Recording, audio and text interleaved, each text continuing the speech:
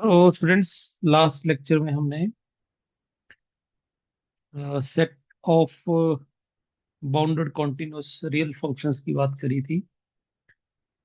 तो आज इसमें एक थ्योरम है कि set of all bounded continuous real functions on a metric space X is a real Banach space with respect to pointwise addition and scalar multiplication, and the norm defined by norm of f is equal to supremum of f of x, f of x। तो सबसे पहले इसको अगर बनाक space होना है students, तो सबसे पहले इसको क्या करना होना पड़ेगा। सबसे पहले ये वेक्टर स्पेस होगा, वेक्टर स्पेस के बाद नॉर्म लीनियर स्पेस होगा, और नॉर्म लीनियर स्पेस के बाद अगर नॉर्म लीनियर स्पेस होता है तो फिर नॉर्म लीनियर स्पेस को कंप्लीट होना पड़ेगा, और कंप्लीट होगा तब जाके बनाक स्पेस बनेगा। ठीक है। तो और साथ में बना कंप्लीट प्रूव करने का तरीका होता है कि हम उसमें एक कॉची सीक्वेंस लेंगे और हम प्रूव करेंगे कि वो कॉची सीक्वेंस उसी को उसी के अंदर कन्वर्ज करेगी। इसका सबसे पहले आप ये डिस्कशन देखो, डिस्कशन में क्या लिखा हुआ है कि कैसे इसको। तो अ,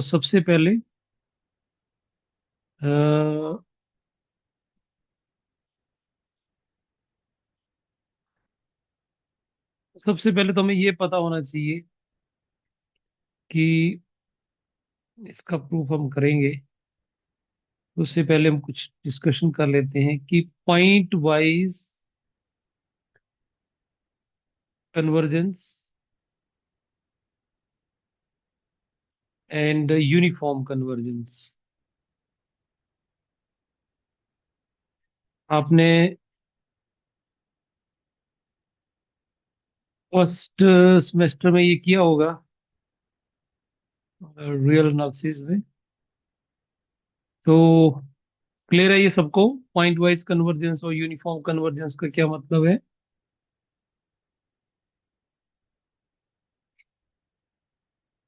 yes Kanika, Abhishek.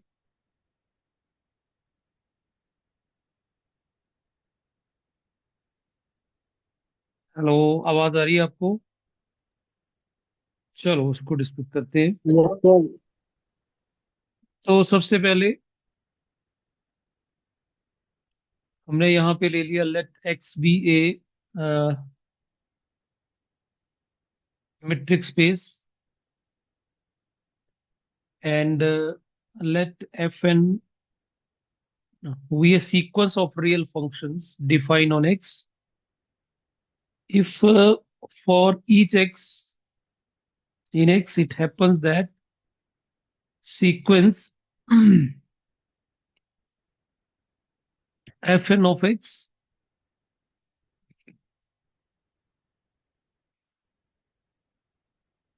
is a Cauchy sequence of reals, then by completeness of real number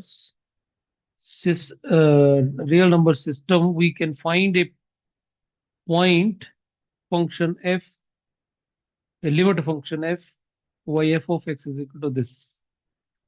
ठीक है, ये बात तो क्लियर ही है, क्योंकि completeness property of real number के बारे में बात करें स्टूडेंट, तो मैं इसके बारे में थोड़ा सा आपको बताता हूँ। कंप्लीटनेस कंप्लीटनेस प्रॉपर्टी तो दो तरह से हम डिफाइन करते हैं कि कोई भी कॉची सीक्वेंस अगर कन्वर्ज करेगी तो वो अपने ही पॉइंट को अगर कन्वर्ज कर जाए तो हम बोल देते हैं वो कंप्लीट है। तो रियल नंबर सिस्टम जो है वो ऑलवेज कंप्लीट रहता है, क्योंकि उसमें एक प्रॉपर्टी है कि कोई भी अगर हम सेट लेंगे, कोई भी हम सेट लेते हैं, और वो सेट जो बॉन्डेड अबव है, ठीक है। अगर हमारे मेरे पास एक सेट है और इसके इसके सारे के सारे एलिमेंट जो हैं वो के से छोटे हैं, ठीक, के कोई रियल नंबर है, तो इस सेट के पास least upper bound definitely exist करेगी, ठीक। और ये रियल में ही पॉसिबल है, इवन ये रैशनल नंबर्स में भी होल्ड नहीं करती प्रॉपर्टी, ठीक। तो बिकॉज ऑफ दिस रियल, क्योंकि ये जो आपका ए है, ये कहीं ना कहीं स्टूडेंट जो सेट है, इट विल बी किसी ना किसी सीक्वेंस का ये रेंज बन जाएगा, ठीक। और जो रेंज हमारी बाउंडेड अबव है, उसका डेफिनेटली बाउंडेड अबव होना ही, अगर वो कौची सीक्वेंस है कि तो बाउंडेड अबव हो ही जाएगी वो। और अगर बाउंडेड अबव है तो उसका लीस्ट अपर बाउंड एग्जिस्ट करने घर में, और लीस्ट अपर बाउंड को ही वो सीक्वेंस कन्वर्ज करेगी, ठीक। और वो रियल में डेफिनेटली होल्ड करता है, दैट्स वाई थोड़ा आप इसको गो थ्रू हो ना, रियल एनालिसिस में, ये बीएससी क्लासेस में भी पढ़ रखा होता है कि what is the completeness property of reals for upper bounds या ग्रेटेस्ट लोअर बाउंड्स। तो दैट्स वाई यहाँ पे ये जो सीक्वेंस ऑफ रियल थी, और यहाँ पे जो ये जो सेट में फंक्शंस हैं वो फंक्शन मैप कर रहे हैं एक्स टू आर। तो यहाँ पे डोमेन तो इसका मेट्रिक स्पेस है, लेकिन इसका जो रेंज है वो रियल है। तो ये जो सीक्वेंस बनी F N of X is a sequence in R, ठीक।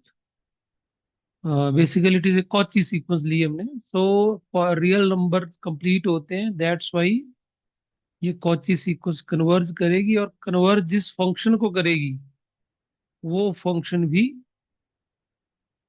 रियल नंबर ही, रियल फंक्शन ही होगा। तो F of X is equal to limit F N of X, we then say that fn converges pointwise to f, or that f is a pointwise limit of fn। अब point wise का मतलब हुआ student, क्योंकि अगर हमारे पास कोई sequence है, ठीक, अब वो सीक्वेंस दो चीजों पे डिपेंड कर रही है। एक तो डिपेंड कर रही है वो एक्स के ऊपर, स्मॉल एक्स, और दूसरा आपका एन, नेचुरल नंबर, 1 2 3। अब हमारे पास इस एक्स की वैल्यूज के लिए, अगर एक्स की वैल्यू मैं मान लो कि 1 पुट कर देता हूं, ठीक, तो अपनी ये जो सीक्वेंस ऑफ फंक्शंस है, यहाँ 1 पुट हो जाएगा, तो now it is a sequence of numbers.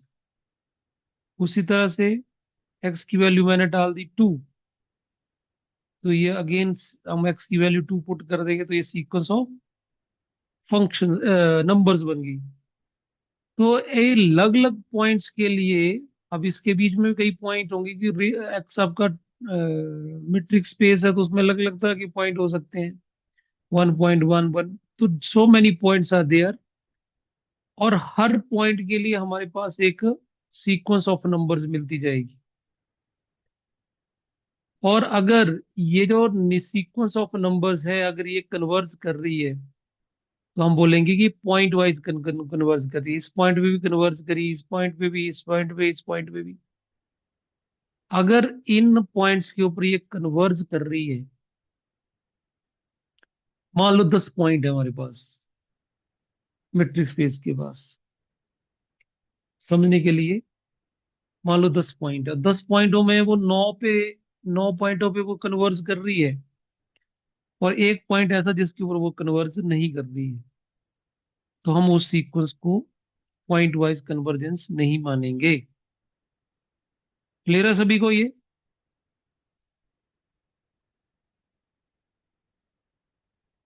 और अगर वो सभी पॉइंट के ऊपर कन्वर्ज कर रही है, तो हम बोलेंगे कि वो पॉइंट वाइज कन्वर्जेंट है। ठीक। So this is all about uniform convergence, point wise convergent, और जिस फंक्शन को वो कन्वर्ज कर रही है उसको हम बोलेंगे pointwise limit of F N.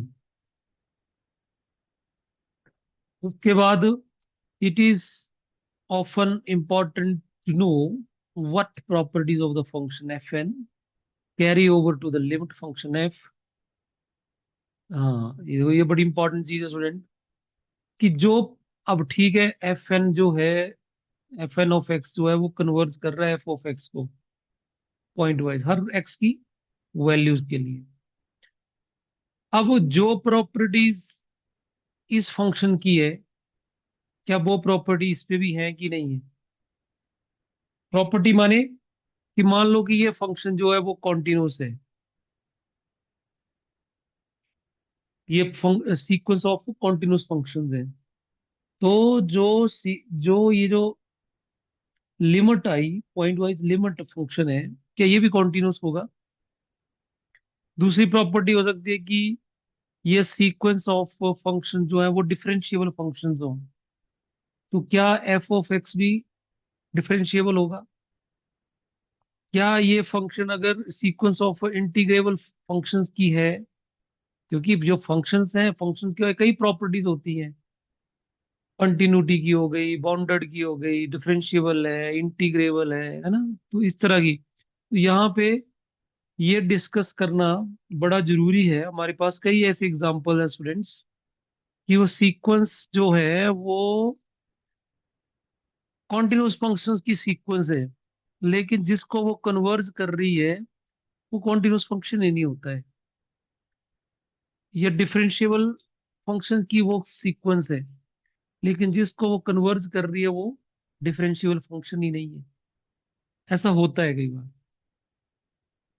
तो ऐसी कौन सी कंडीशंस होगी कि जिस जिसके ऊपर ऐसा, इस सीक्वेंस ऑफ फंक्शंस का क्या करेक्टर होगा, कि जब ये जो प्रॉपर्टीज हैं वो पॉइंट वाइज लिमिट को कैरी हो जाएंगी, तो उसके लिए डेफिनेटली वो सीक्वेंस जो होनी चाहिए वो यूनिफॉर्म कन्वर्जेंस होना चाहिए, और उसके साथ भी कुछ और प्रॉपर्टीज भी हो सकती हैं, तो देखो यही लिखा हुआ है। तो it is often important to know what properties of the function fn carry over to the limit function f. What, unless we strengthen the mode of convergence, very little can be said along these lines. The stronger type of the convergence normally needed to conclude anything of the interest is called uniform convergence. अब uniform convergence का student क्या मतलब होता है, कि अपना जो sequence की कन्वर्जेंस है अलग अलग पॉइंट्स के ऊपर, उसके ऊपर अगर हम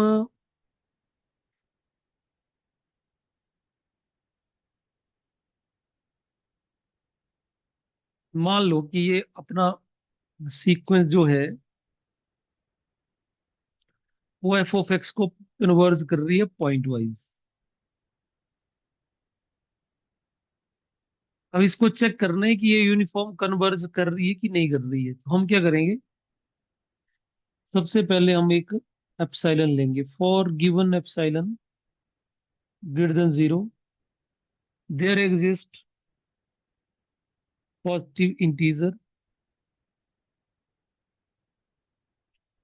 N naught depends upon epsilon only.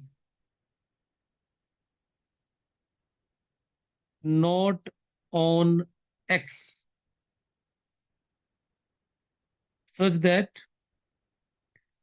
mod n of x minus f of x less than epsilon for all n is greater than n naught. अब स्टूडेंट देखो, जब हम बीएससी क्लासेस पे हम ये पढ़ते थे इसको, तो सिंपल वहां पे पढ़ते थे कि कोई sequence a n minus l को कन्वर्ज कर रही, तो हम लिखते थे epsilon for all n is greater than equal to m. तो ये जो एप्सिलॉन है वो इस पे एम पे तो डिपेंड करता ही है, ठीक, क्योंकि एप्सिलॉन को चेंज करेंगे तो एम चेंज होता है। तो यहाँ पे नई चीज क्या है कि इसमें एक्स भी इन्वॉल्व हो गया। मैं आपको शुरू में बोला कि ये जो सीक्वेंस ऑफ फंक्शन इसमें दो चीजें हैं, एक तो एक्स है और एक एन है।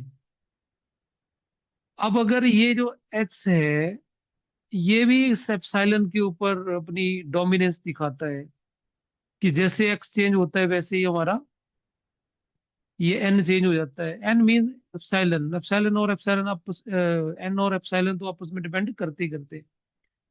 अगर ये एन नॉट जो है ना, ये एप्सिलॉन के ऊपर तो पहले ही डिपेंड करता है, लेकिन साथ में ये एक्स के ऊपर डिपेंड करना शुरू कर दे, तो वो यूनिफॉर्म कॉन्टिन्यूस नहीं हो सकती। तो फिर वो पॉइंट वाइज कन्वर्जेंट ही रहेगी। अगर ऐसा हमें कोई नंबर मिल जाए, एन नॉट मिल जाए, तो जो ओनली एप्सिलॉन के ऊपर डिपेंड करे, एक्स के ऊपर ना करे, तो हम बोलेंगे कि वो सीक्वेंस पॉइंट वाइज कन्वर्जेंट तो है, लेकिन वो यूनिफॉर्मली कन्वर्जेंट भी है। इसका मतलब ये हुआ कि every uniform convergent sequence is pointwise convergent, but every pointwise convergent may or may not be uniform convergent. ठीक, तो डिस्कशन में यही था। देखो तो यहाँ पे क्या लिखा हुआ है, यहाँ पे कि F N converges pointwise to F, तो पहले पॉइंट वाइज कन्वर्ज करना चाहिए फॉर ईच पॉइंट एक्स, हर पॉइंट के लिए, for each point of X there, अब there exist epsilon greater than zero, then there exists a positive integer n naught such that fn of x minus f of x less than epsilon for all n is greater than n naught। तो यहाँ पे क्या हो गया, सभी x के लिए, सब फॉर ईच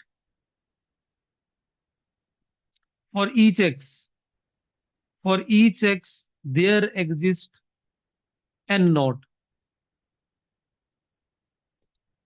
ठीक, ऐसा नहीं है कि x चेंज होगा तो n naught change value change करेगा, नो, सभी ईच, ठीक है, for each point x in a capital X there exist n naught found this. In general, the integer n naught may depend upon x as well as on epsilon. If, however, for each case, for each given epsilon, an integer n naught can be found which serve all the points x, then we say fn converges uniformly to f. So f is uniformly limit of fn। तो I think clear होगी बात ये, कि ये जो N not है ये सब के लिए काम कर जाए, इसको चेंज ना करना पड़े। एक्स की वैल्यू अगर हम ए लेंगे तब भी ये एन नॉट काम कर जाए, एक्स की वैल्यू बी ले तब भी एन नॉट चल जाए, सी ले तब भी यही चले। ये चेंज नहीं होना चाहिए, अगर ये चेंज हो गया तो इसका मतलब वो एक्स के ऊपर डिपेंड कर गया। ठीक है, यस कनिका, अपेक्षा, यस सर। क्लियर है ये चीज? Okay.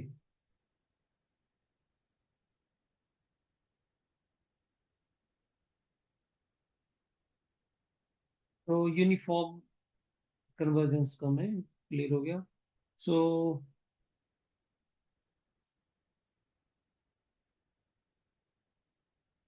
it will be seen that once that the convergence in a function space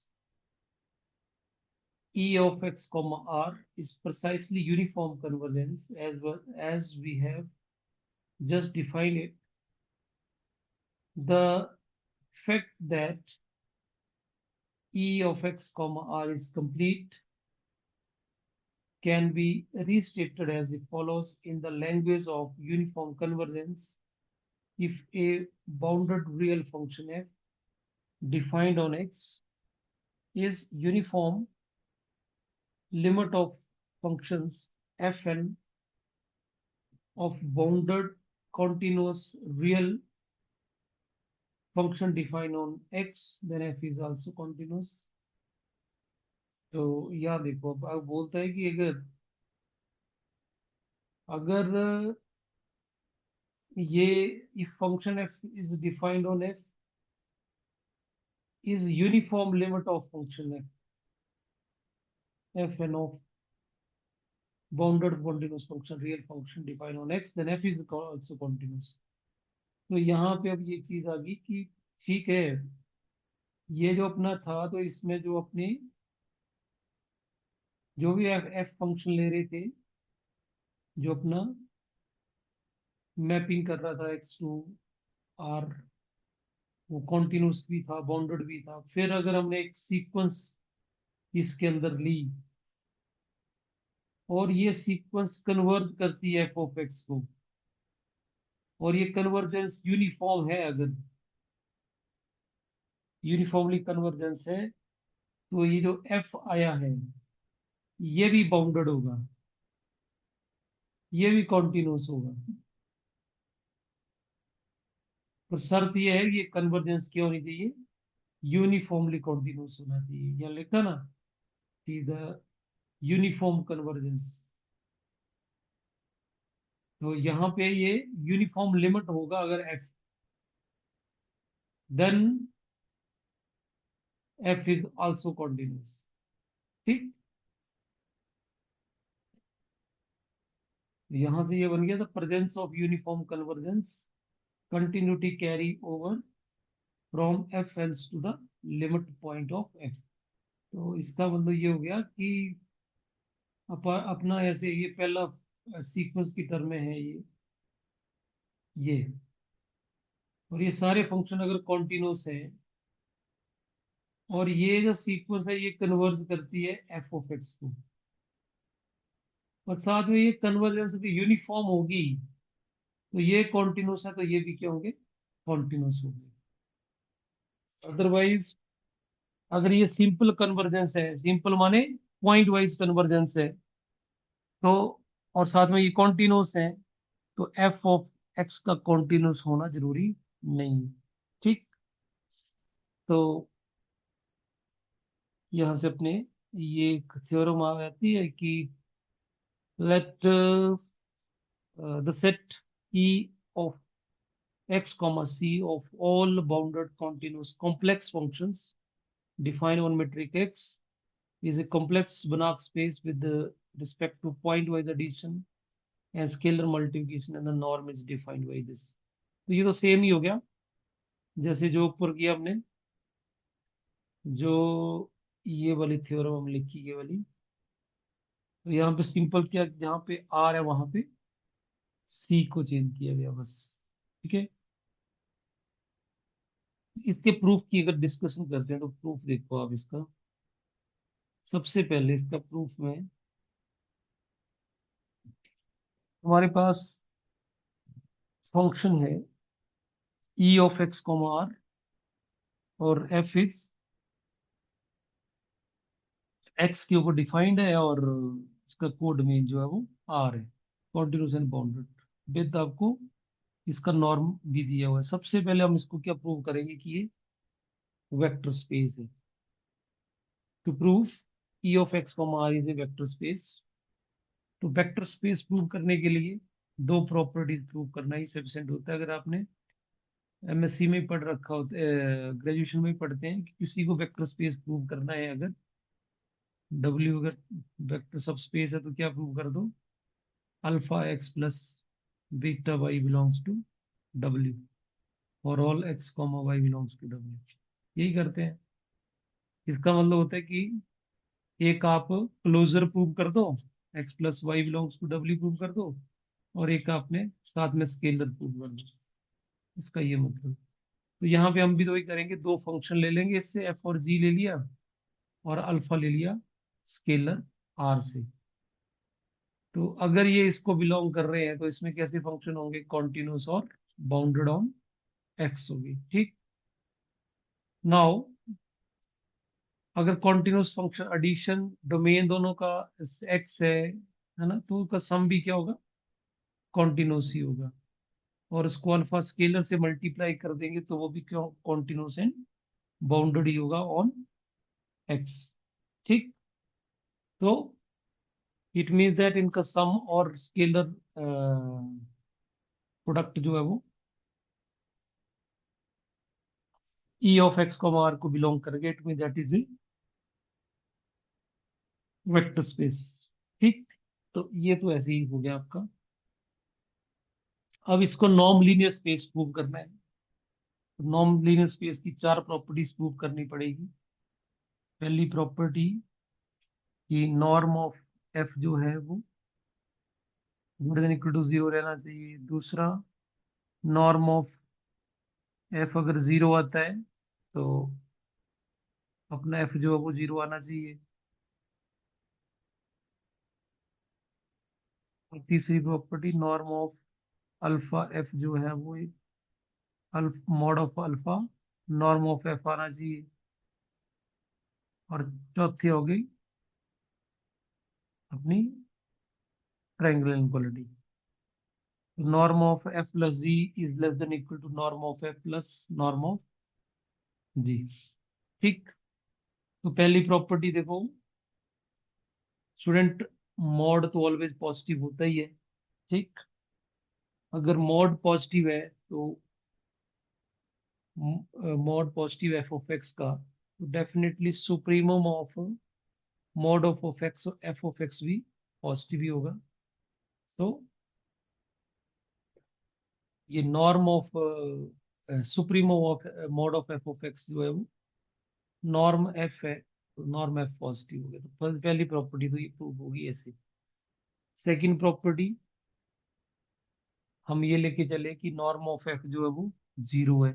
तो सुप्रीमम ऑफ एफ ऑफ इसकी डिफाइनिंग है, तो सिंपल एफ की हमने वैल्यू पुट कर दी यहाँ पे, यू कैन से। ठीक। नॉर्म ऑफ एफ की डिफाइनिंग है supremum of norm mod of F of x. ये है डिफाइनिंग। ये जीरो है तो ये भी जीरो होगा। ठीक।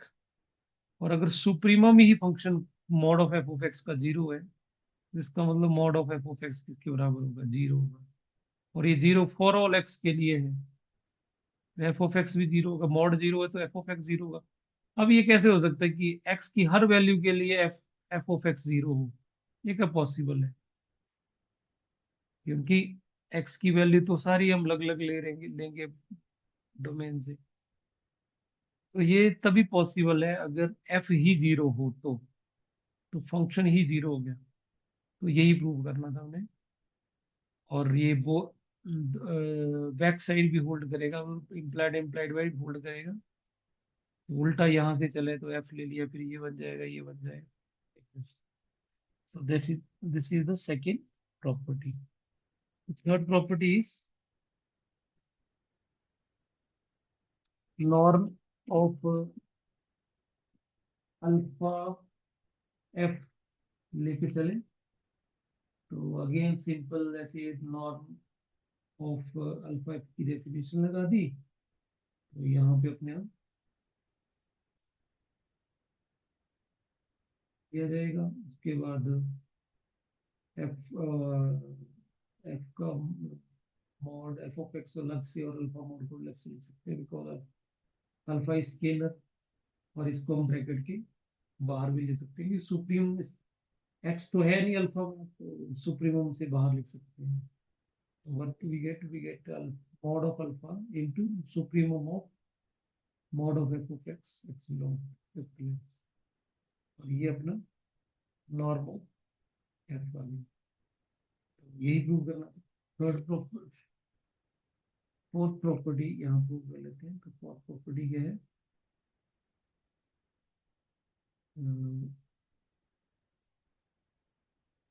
Norm of F plus g लेके चलेंगे, तो definitely it will be written f supremum of F plus g of x for all x belongs to capital X. So it is supremum of norm of f of x plus, it is not norm, it is f.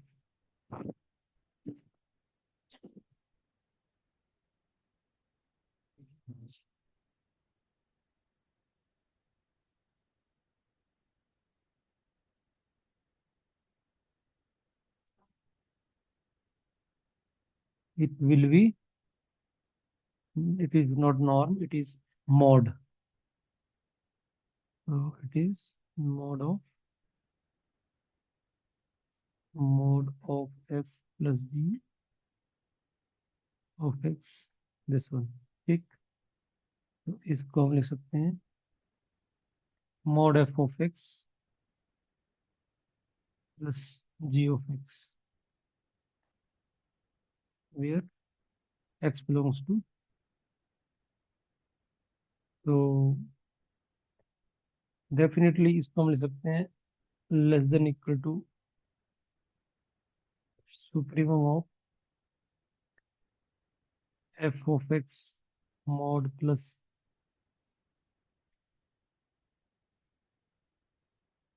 ठीक है। और हम इसको अलग अलग लिख सकते हैं। So it is supremum of F of x mod X belongs to capital X plus supremum of G of X and X belongs to capital X. So this is nothing but is a norm of, and this is norm of G. Finally, what we get? We get F plus G norm is less than equal to norm of F plus norm of G.